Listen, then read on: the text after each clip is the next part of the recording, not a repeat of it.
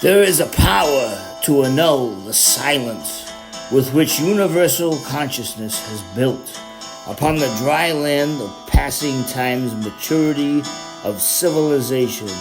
a way in which the descriptive gathering of words from the elements of immaterial and or abstract concepts divide, as would a recreator of the same world sciences and arts, the same dry land from water, air, and to a lesser and yet much greater degree, the momentary nature of fire and its multitudinous levels of strength, as well as its innate ability to transmute one form of matter into that of another. The power of the sentence structure to take ontology's universal study of being, and through what is best described to be the microcosmic encapsulation of language itself, predicate through ontology's mere abbreviation therewith the subject in or proposition referred to, but without the elements of time and specially divided place that are the parentage of what our senses perceive, we would not know distance to be, in actuality, our closest connection to whatever is nearest our reach. And it is an absolute actuality, the prototype, while being to us the singularism of whatever object we duplicate from that particular object's definition, can never, by the human train of thought, be visualized in its original definition's singularity of purpose. Is ontology both the parent and at once the child or prototype? Nothing we create through definition can be visualized if all our gathered senses perceive that particular object without a single variation from that object's intended usage. What does a chair, table, or instrument of travel look like if all its varied nuances are abstracted from the differentiations? What is a chair beside an object we create to sit? What is a chair beside an object we create to sit in?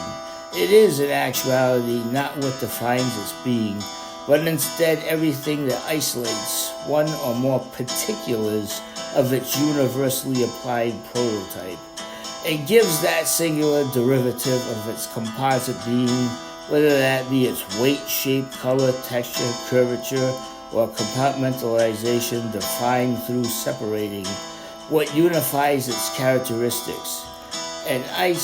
isolated individuality of enumerated oneness that separates it from any other model of its parent and unvisualable prototype through definition's ideal being.